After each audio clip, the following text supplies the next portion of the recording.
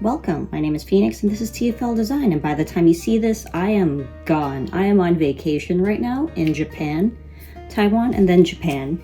But I did a whole bunch of pre-recorded videos so that I keep my promise of one video a week every Saturday at 11 a.m. EST. I didn't say the quality would be good, I just said it would happen. It's happening. Anyway, I will take this video to talk about what I do for a living. I have been asked before, like, hey, you buy a lot of stuff. What do you do? I think it's another way of them asking how I afford it, which a lot of people are not, really into sharing. Myself as well, because for security/privacy reasons. There's a reason I don't like to film myself live in front of like landmarks and things like that and be like, hey, here I am. That's just like asking for stalking. In my streaming past, when I was more active there, I did get recognized in the streets, and like some people had said, oh, hi, and wanted to talk to me and stuff like that. And I was like nice about it, but at the same time I was also weirded out about it, only because I don't mind talking to people, but I don't love it. And especially out of context. I don't know from which social media background they found me from, so I don't know what their expectations are, and things like that. Usually they were nice, they just had questions about like how I did what I did, but it was still weird. I still like that separation of a screen fence. It allows for people to say all sorts of weird things to me. At the same time, it allows me to feel safer about it. Like they're not actually threatening me. They're threatening a person on a screen that they don't think is a real person. So yes, we're real people too.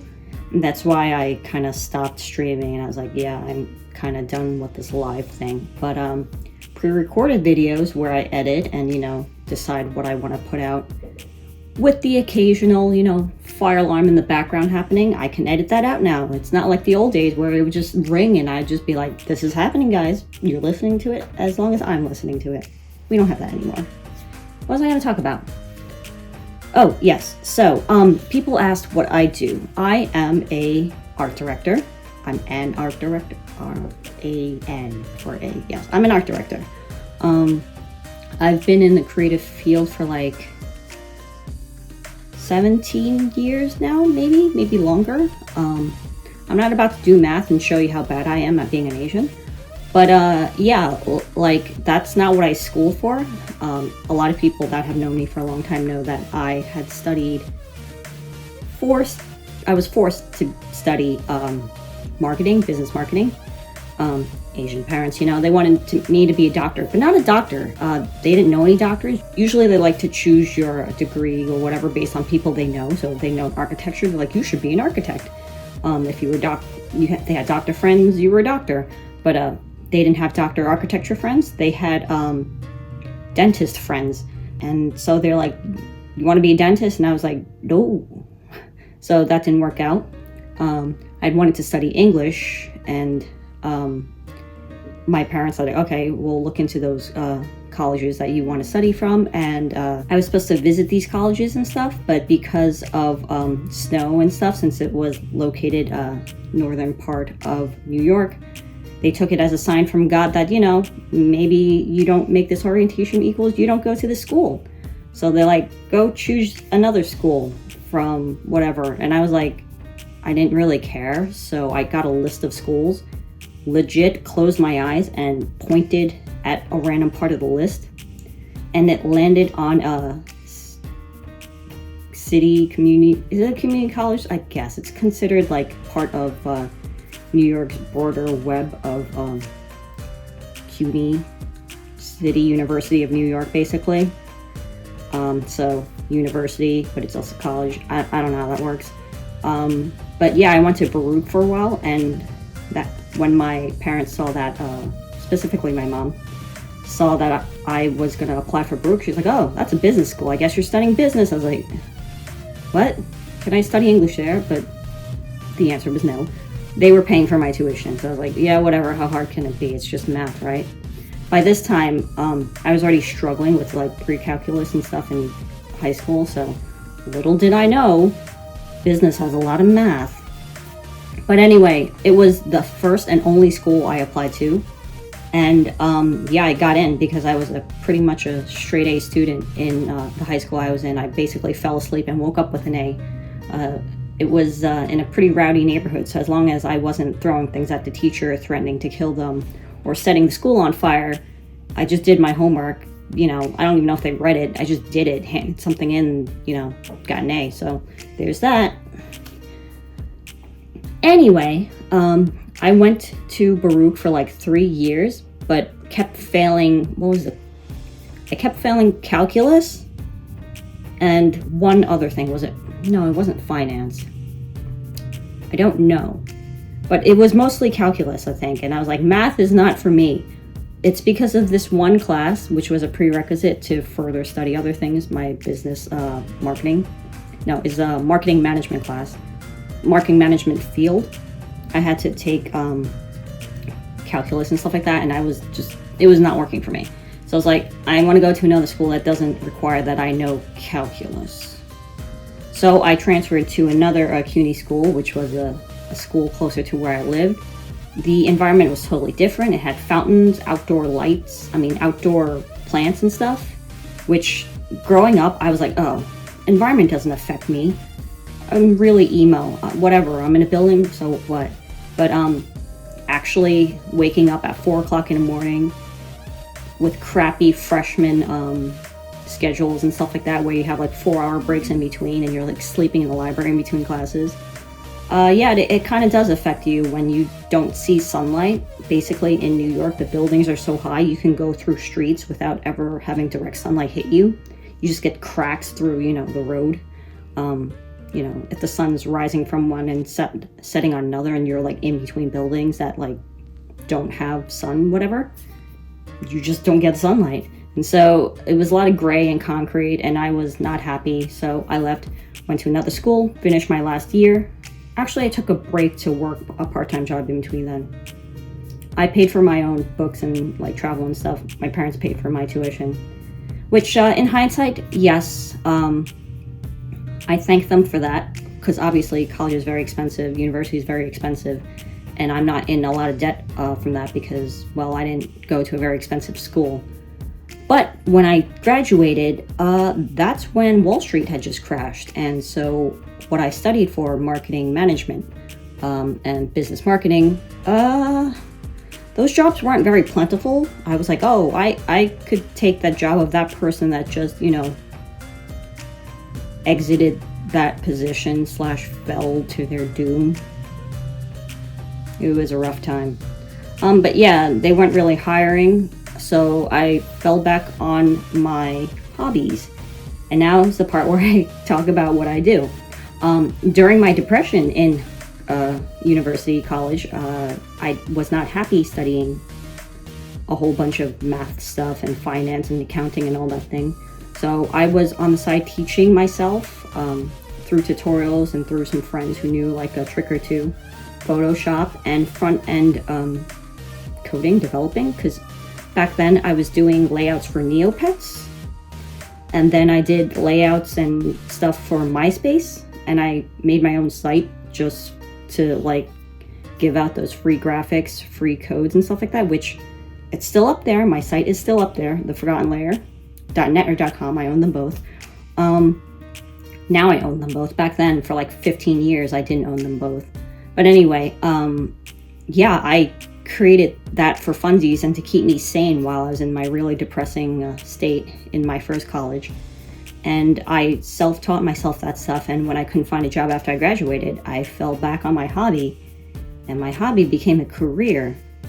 And so I have a business background along with my creative side, and it meshes together really well, which is why, even though I like to point and laugh at my mom said, you told you so, you said it would be safe, I told you it wasn't business degree, but yeah, it worked out because when I first started the graphic career, you start off freelancing.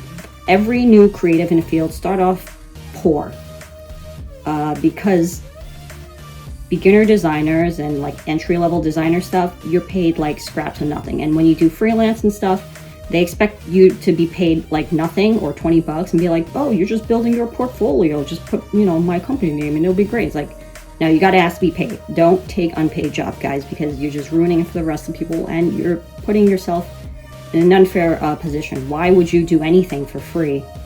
Are they related to you? Is it family? And even then, doing free stuff for family, I know it gets you into a lot of trouble too.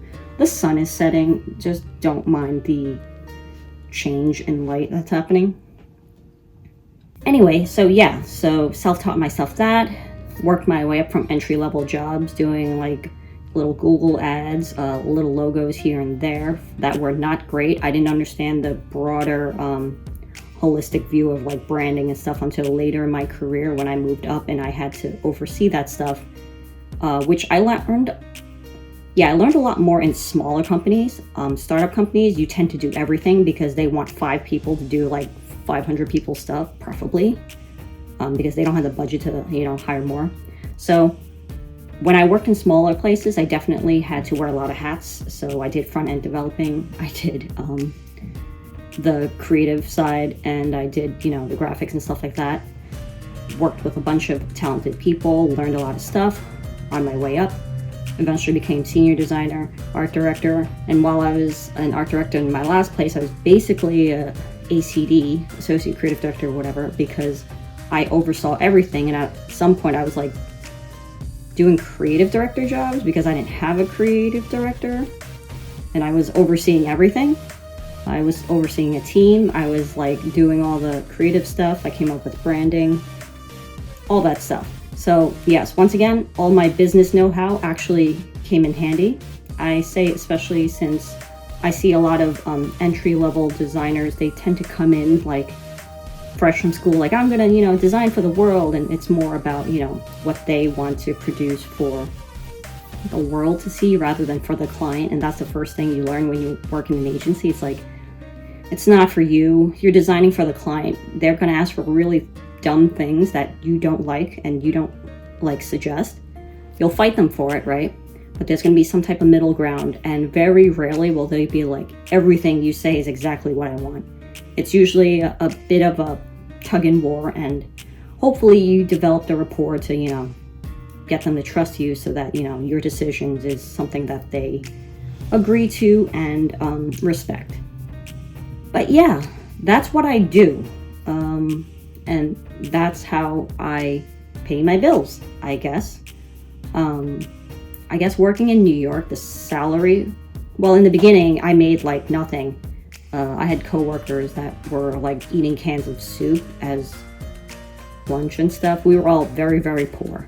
Luckily, I lived at home with my parents, which nowadays it's normal. Back then, it was like, oh my God, you're like 18 plus and you're not out of the house yet. Now it's like, oh my God, I hope my parents let me live at home at the age of 32 because recession and everything is so stupid now. But yes, I'm no longer in my 20s. I am in my mid-30s. I'm 36, turning 37 at the end of this year. But yeah, so I think I did my time, and that's the reason I have what I have. It's because I'm old. I worked for what I have now. It also helps that I have a partner, a life partner. I married someone, and without income combined and no children for 10 years. Yeah, if you don't have children, it really does reduce the amount of things you need to buy for them. And so, you start spending it on yourself. So yeah, I highly recommend staying with parents for as long as you can, as long as you are willing to put up with it. Save as much as you can, and then come out and, do your thing afterward. I was 26 when I left my house, so at the time that was seen as old too, right? But nowadays it's like very normal.